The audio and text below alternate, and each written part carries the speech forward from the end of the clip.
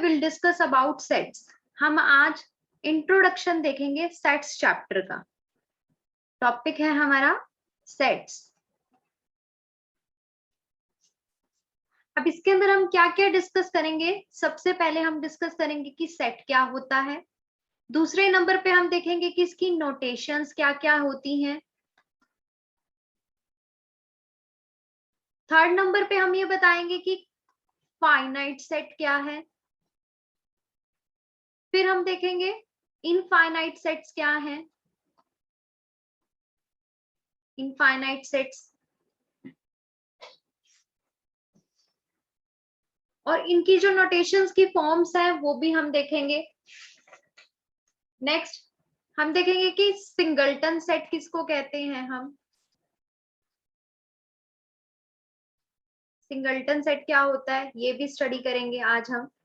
Next इसके बाद हम देखेंगे कि एम्प्टी सेट किसको कहते हैं। और फिर उसके बाद हम डिस्कस करेंगे इक्वल सेट किसको कहते हैं। ये सब चीजें हम आज डिस्कस करेंगे, ठीक है। अभी हमारे पास फर्स्ट ऑफ ऑल क्या आता है, सेट। सबसे फर्स्ट डेफिनेशन हमारे पास है सेट की। Set, what is set? It is a well defined collection of objects. देखो, इट इज अ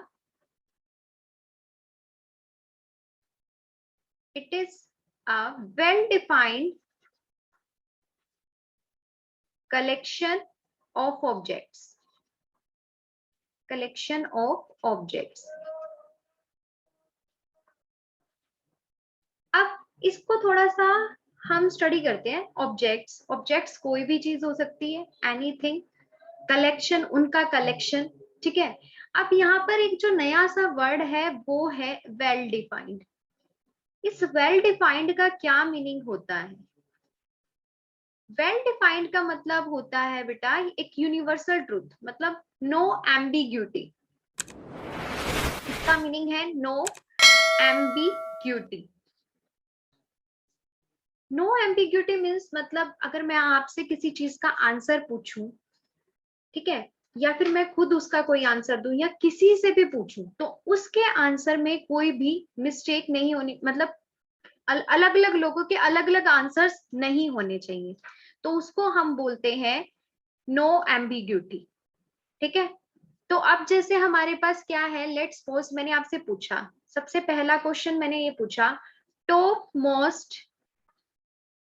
या फिर ये कर लेते हैं हम, best cricketer of the world. Best cricketer of the world. कोई भी मुझे बेस्ट क्रिकेटर बता दो वर्ल्ड का। आपके अकॉर्डिंग कोई और हो सकता है, मेरे अकॉर्डिंग कोई और हो सकता है, किसी थर्ड पर्सन के अकॉर्डिंग कुछ और हो सकता है, ठीक है।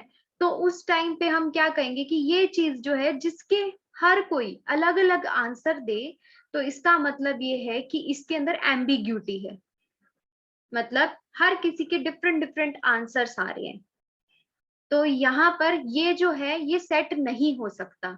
सेकंड, अगर मैंने आपसे पूछ लिया कोई best actor, best film actor कोई पूछ लिया मैंने आपसे, तो आप कहोगे कि मुझे शाहरुख खान पसंद है, मैं कहूंगी मुझे सलमान खान पसंद है, ठीक है। कोई कहेगा कि मुझे कोई और पसंद है, टाइगर श्रॉफ पसंद है, तो हर किसी के डिफरेंट डिफरेंट आंसर आ रहे हैं। तो उस इन सब चीजों को हम सेट नहीं कहेंगे, ये जो है ये हमारे पास सेट नहीं है, ठीक है। सिमिलरली ये भी हमारे पास क्या है, सेट। इसका जो सेट होगा वो बेस्ट एक्टर्स की जो कैटेगरी होगी वो भी हमारी सेट में नहीं आती। Next, vowel. वोवल क्या है? अगर आपसे कोई पूछे कि वोवल्स कितने हैं या फिर इंग्लिश में वोवल्स के बारे में बताओ, तो हर कोई बताएगा कि ये 5 वोवल्स हैं, A E I O U, ठीक है। तो सबका सेम आंसर है, तो इट इज अ सेट। तो इसको आप सेट की कैटेगरी में लिख सकते हो। जैसे और एग्जांपल देखो क्या है हमारे पास। नेक्स्ट एग्जांपल, अब अगर मैं आपसे पूछूं प्राइम नंबर लिखो, prime number, less than, tell me the prime number less than 10। तो आप मुझे क्या बताओगे, कौन कौन से प्राइम नंबर्स होते हैं लेस देन 10? 2, 3, 5, 7, ये हमारे पास प्राइम नंबर है, ठीक है, लेस देन 10। तो सबका आंसर यही होने वाला है। आपसे पूछूं या किसी और से पूछे हम, तो ऑलवेज जिसमें भी यूनिवर्स में, मतलब अगर अर्थ पे किसी से भी हम इसका आंसर पूछे जिसको प्राइम नंबर्स के बारे में पता है, तो सब लोग यही कहेंगे प्राइम नंबर।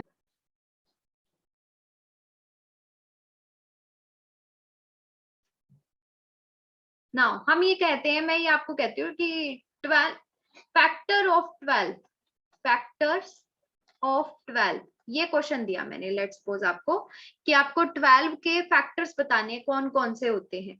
तो मैं चाहे आपसे पूछूं या जिसको भी मैथ आता है जिससे भी पूछूंगी, तो सब यही कहेंगे कि 1, 2, 3, 4, 5, 12 को डिवाइड नहीं करता, 6 एंड 12, सबके आंसर यही आएंगे। तो ये भी सेट के अंदर आ सकता है, फैक्टर ऑफ 12 को भी आप सेट में लिख सकते हो, ठीक है। तो अब दूसरा जो टॉपिक था हमारा, हमने क्या देखना था, नोटेशन। तो देखो नोटेशंस क्या होती है, नोटेशन। अब आप सेट को कैसे नोटेट करते हो वो देखो। सेट को आप ऑलवेज, जब भी कोई सेट होगा, आप उसको इन ब्रैकेट्स के अंदर लिखोगे। ये जो ब्रैकेट है हमारे पास, इसके अंदर लिखना है। जैसे वोवल का सेट लिखा था अभी आपने, वोवल सेट, अगर आप इसको वोवल सेट लिख रहे हो, तो आप इसको क्या करोगे, ए, ई, आई, ओ, यू, इनको ब्रैकेट के अंदर डालोगे। सेकंड जो है आपके पास, अगर आप प्राइम नंबर लेस देन 10 लिखोगे, लेट्स सपोज मैंने इस सेट का नाम ए दे दिया, तो प्राइम नंबर लेस देन 10, तो इस ब्रैकेट के अंदर 2, 3, 5, 7। तो मतलब जब भी आप सेट के एलिमेंट्स लिखोगे अंदर, तो आपको इस ब्रैकेट का यूज करना है, ये इसकी नोटेशन है। सिमिलरली अगर आपको फैक्टर ऑफ 10 लिखने में, मान लो मैंने इस सेट को नाम दिया बी, तो आपको क्या लिखना है, 1, 2, 3, 4, 6, 12, 3, 4, 6, 12, तो ये आ जाएगी, ये हमारे पास इसकी नोटेशन हो जाती है। अब देखो हमारे पास नेक्स्ट हमने क्या डिस्कस करना है, फाइनाइट सेट। इससे पहले नोटेशंस के लिए हम ये भी यूज करते हैं, देखो सेट की जो नोटेशंस हैं वो क्या है हमारे पास, नोटेशन ऑफ सेट। इसको दो टाइप से डिनोट करते हो बेटा आप, क्या है, फर्स्ट एक तो है हमारे पास सेट बिल्डर फॉर्म, नोटेशन जो है सेट को किस फॉर्म में डालते हो, एक है सेट बिल्डर फॉर्म आपकी, और दूसरी जो है वो है रोस्टर फॉर्म, रोस्टर फॉर्म। आप देखो सेट बिल्डर फॉर्म और रोस्टर फॉर्म क्या है। रोस्टर मतलब जैसे हम क्या है, नॉर्मली अगर बात करें तो ये रोस्ट, रोस्ट मतलब जैसे ये टोस्ट बनाते हैं, मतलब पक्की पकाई फॉर्म जो होती है उसको रोस्टर फॉर्म बोलते हैं। सेट बिल्डर फॉर्म जो बिल्डिंग, जैसे बिल्डिंग के लिए हमारे पास क्या होते हैं, रॉ मटेरियल टाइप होते हैं ना, तो रॉ मटेरियल टाइप की फॉर्म को हम सेट बिल्डर फॉर्म बोलते हैं। अब जैसे देखो कि हमारे पास सिंपली मैंने एक सेट लिखा यहाँ पे, मैं ऐसे कह रही हूँ कि मुझे एक सेट बताओ जिसके अंदर ना सारे के सारे नंबर्स आते हो, प्राइम नंबर्स आते हो लेस देन 20, ठीक है। अगर मुझे उसकी रोस्टर फॉर्म लिखनी है, रोस्टर फॉर्म, रोस्टर फॉर्म देखो क्या होगी, एक सेट की जिसमें सारे के सारे प्राइम नंबर आए लेस देन 10, ठीक है। रोस्टर फॉर्म मान लो आपने उसको नाम देना है सबसे पहले, और इस ब्रैकेट में लिखना है, आपको चाहिए prime number less than 10, prime number less than 10, wait,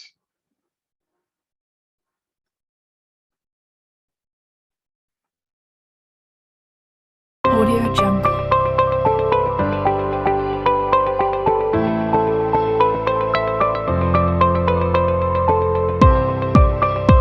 Audio Jungle.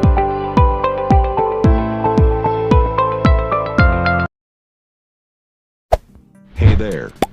Subscribe to my channel. Now roster form क्या है हमारे पास? प्राइम नंबर लेस देन 10 के लिए हमारे पास जो रोस्टर फॉर्म रहती है लेस देन 10 की, तो उसमें आपको क्या करना होता है, जस्ट ब्रैकेट्स के अंदर आपको प्राइम नंबर लिखने होते हैं लेस देन 10 वाले। तो लेस देन 10 प्राइम नंबर क्या है?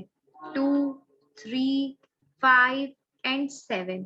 अब उसी तरीके से अगर आपको सेट बिल्डर फॉर्म लिखनी है, सेट बिल्डर फॉर्म, तो सेट बिल्डर फॉर्म क्या होगी आपके पास?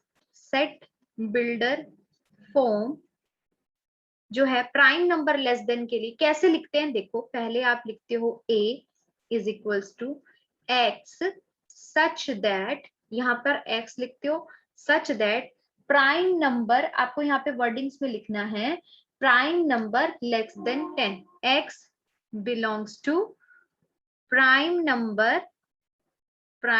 Number less than 10। ये आपकी सेट बिल्डर फॉर्म है।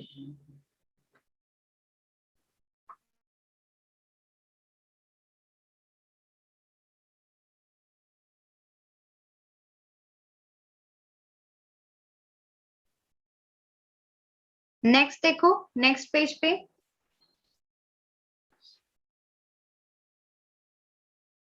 अब हमारे पास, हमने रोस्टर फॉर्म देखा, सेट बिल्डर फॉर्म देखा, ठीक है। अब इसके बाद हमने उसकी नोटेशंस तो देख ली, अब हम डिस्कस करेंगे फाइनाइट सेट। फाइनाइट सेट क्या होता है? जब एक सेट के अंदर इतने एलिमेंट्स हों जिनको हम काउंट कर सकते हैं, ठीक है, फाइनाइट नंबर ऑफ एलिमेंट, तो आप उसको फाइनाइट सेट कहते हो।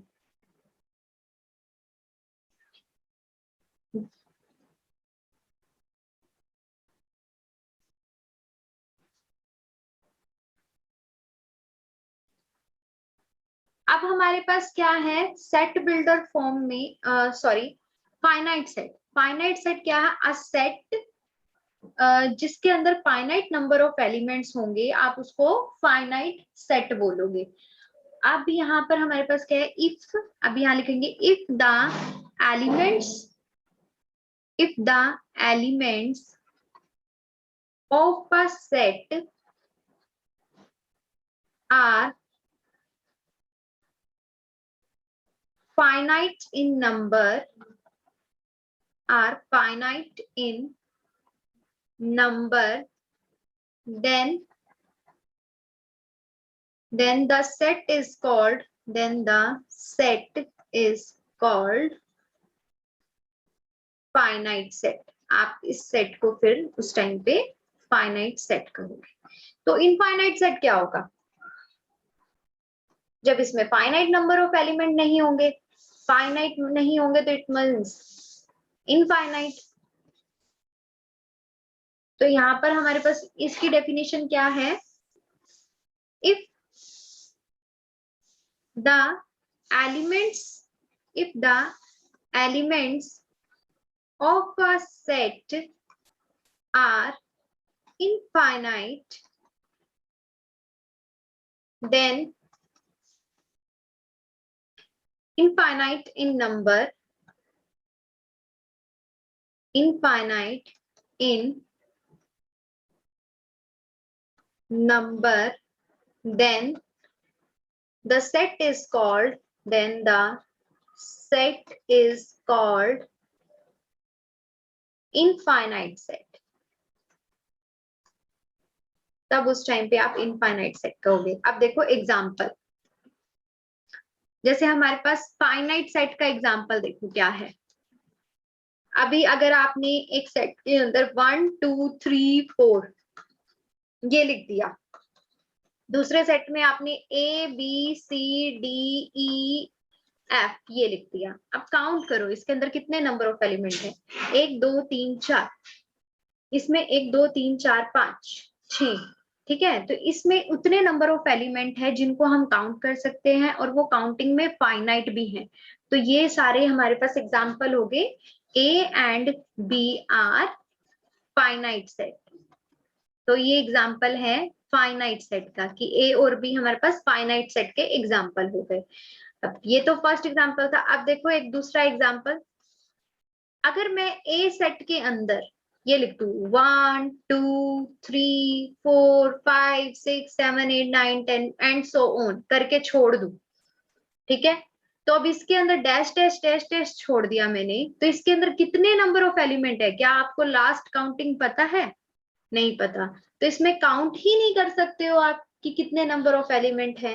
तो इसीलिए ये, और इसको बोलते हैं क्या हम, नेचुरल नंबर का सेट, नेचुरल नंबर का सेट। और नेचुरल नंबर के सेट को हम किससे डिनोट करते हैं? ये नेचुरल नंबर का सेट है, इसको हम कैपिटल एन से डिनोट करते हैं। तो जिसके अंदर हमारे पास 1 2 सोन बहुत सारे एलिमेंट्स हैं, ठीक है। तो इसको हम किस में रखते हैं? ये जो है ये कौन सी कैटेगरी है? इनफाइनाइट सेट की, इनफाइनाइट सेट। आपने 10th क्लास में लास्ट ईयर की जो क्लासेस होंगी उनमें सीखा होगा। देखो इनफाइनाइट सेट्स के एग्जांपल क्या क्या होते हैं हमारे पास। Example of infinite set, infinite set के क्या क्या एग्जांपल्स हैं? देखो हमारे पास सबसे पहला एग्जांपल हमने क्या डिस्कस किया? नेचुरल नंबर का सेट, नेचुरल नंबर जिसको हम n से रिप्रेजेंट करते हैं, इसके अंदर क्या है? 1 2 3 and so on dash dash dash. तो ये सारे के सारे नंबर ये नेचुरल नंबर हो गए। सेकंड जो है हमारे पास वो क्या है? Whole number. होल नंबर को हम किससे रिप्रेजेंट करते हैं? w से। वो कहां से स्टार्ट होते हैं? 0 1 2 3 डैश डैश डैश। ये सारे के सारे होल नंबर का सेट है, और इसके क्या है? एग्जाम्पल किसके है? इनफाइनाइट सेट के एग्जाम्पल्स हैं। नाउ नेक्स्ट थर्ड जो है वो हमारे पास क्या है? इंटीजर्स। इंटीजर्स, इंटीजर्स का सेट क्या है? होता है जिसको हम रिप्रेजेंट करते हैं z से, और इसके अंदर क्या है? सारे के सारे नेगेटिव नंबर्स आते हैं आपके, 0 आता है और सारे ही पॉजिटिव नंबर्स भी आते हैं। तो ये इंटीजर्स का सेट, इसको हम इंटीजर्स का सेट बोलते हैं। नेक्स्ट आपके पास रियल नंबर हो गए। रियल नंबर में सारे के सारे इंक्लूड हो गए। रैशनल नंबर का सेट है, ठीक है। रैशनल नंबर की सेट को हम रिप्रेजेंट करते हैं क्यू से। उसके अंदर कैसे क्वेश्चन आते, कैसे एलिमेंट्स आते हैं? पी बाई क्यू फॉर्म के सारे एलिमेंट्स आते हैं, जिसमें क्यू नॉट इक्वल्स टू 0 होना चाहिए, और एचसीएफ जो है वो p q का 1 होना चाहिए, ठीक है। तो ये रैशनल नंबर भी हमारे पास क्या है? इनफाइनाइट सेट का एग्जांपल है। सिमिलरली इरैशनल नंबर और रियल नंबर सारे के सारे हमारे पास क्या है? एग्जांपल है इनफाइनाइट सेट के, ठीक है। अब देखते हैं इसके बाद हमने क्या डिस्कस करना था। इनफाइनाइट फाइनाइट सेट डिस्कस कर लिया, इनफाइनाइट सेट डिस्कस कर लिया। अब हम करेंगे सिंगलटन सेट डिस्कस, ठीक है। तो अब हमारा टॉपिक है सिंगलटन सेट।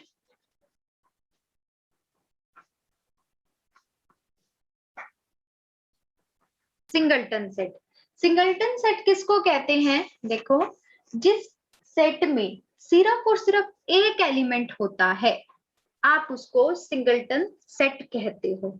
जैसे a set contains, a set contains only one element, only one element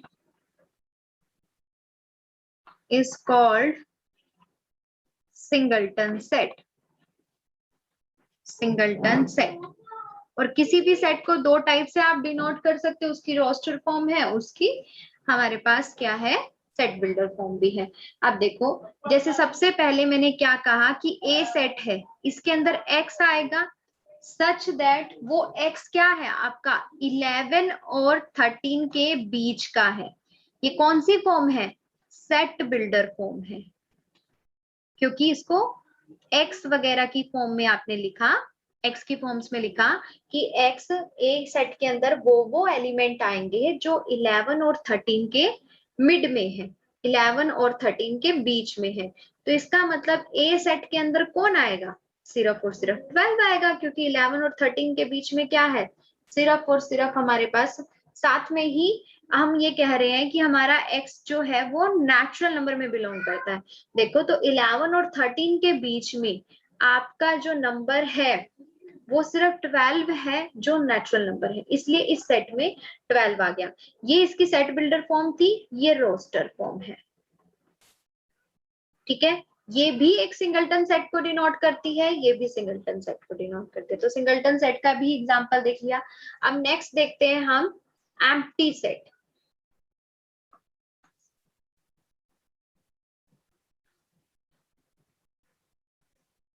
तो हमारे पास है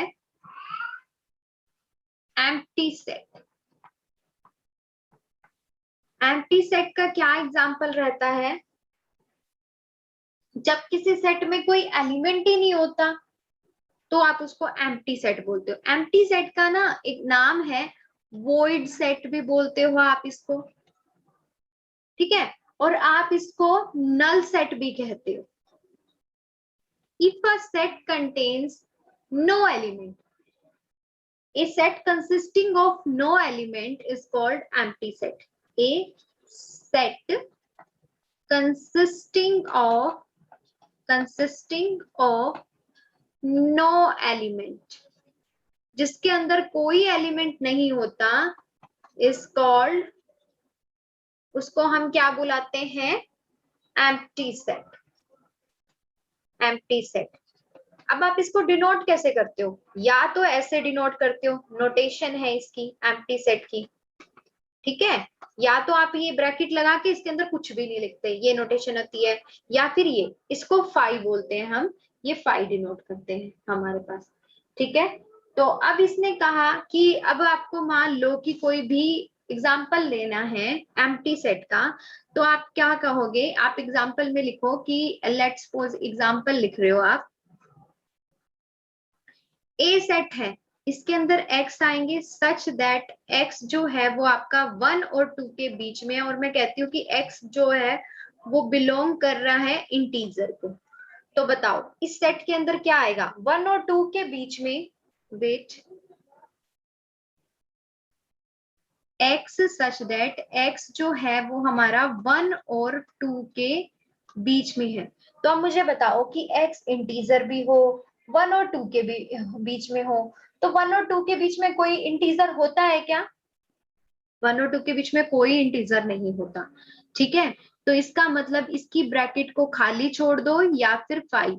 तो this is the example of the empty set, ये एग्जाम्पल है।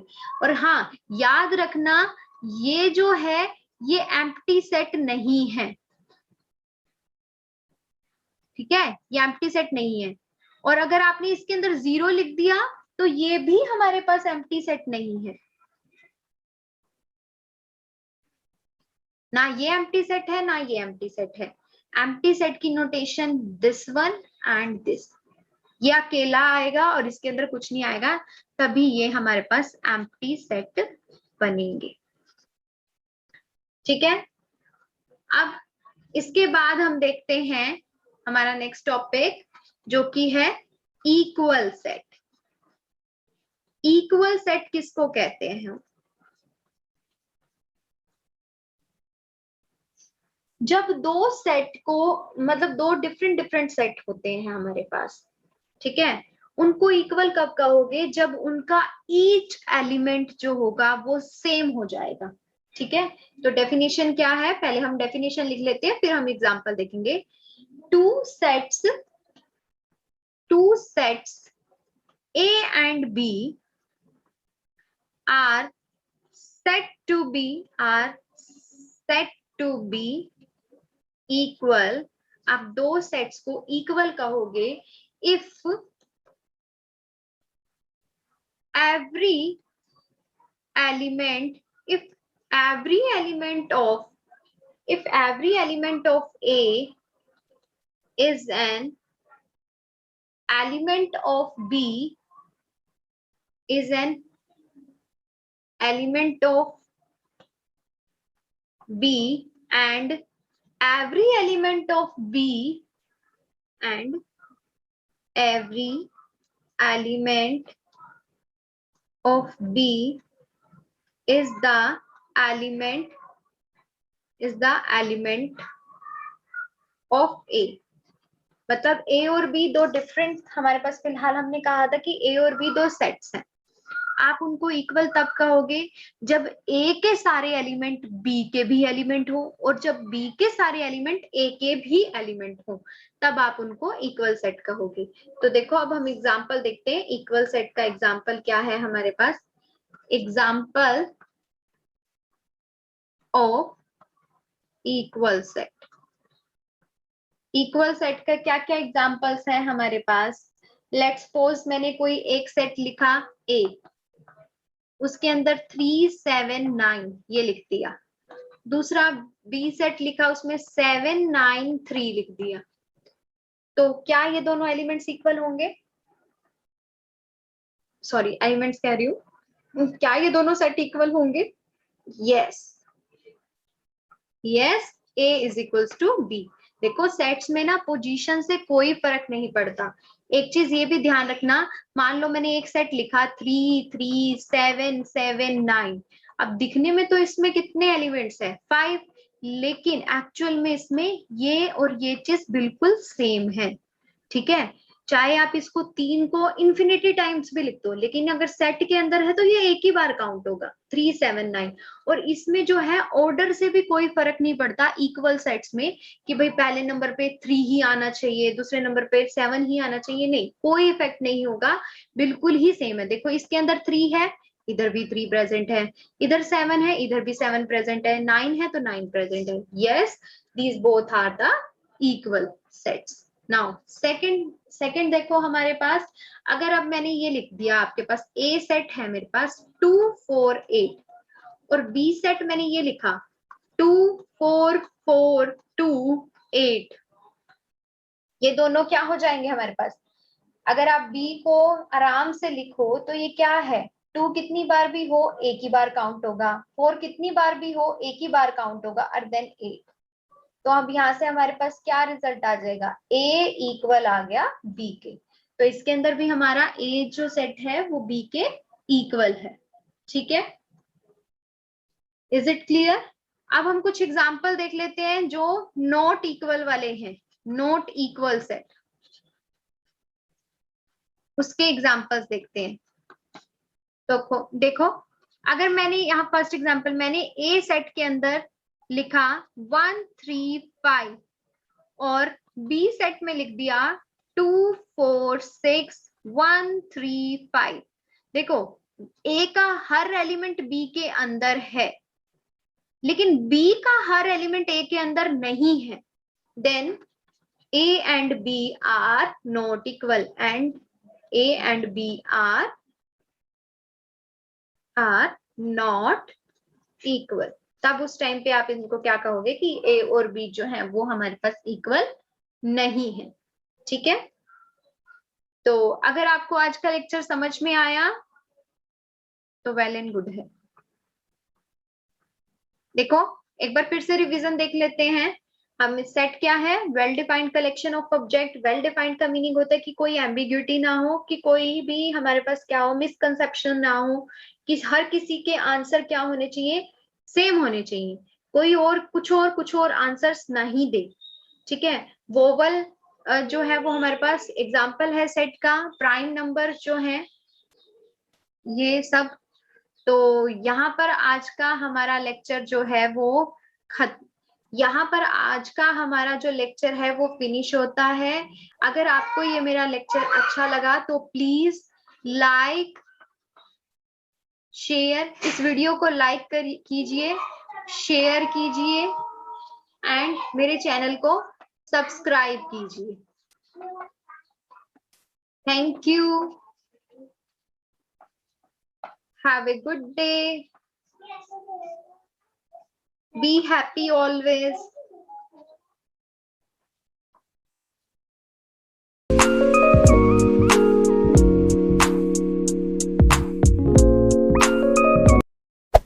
Hey there.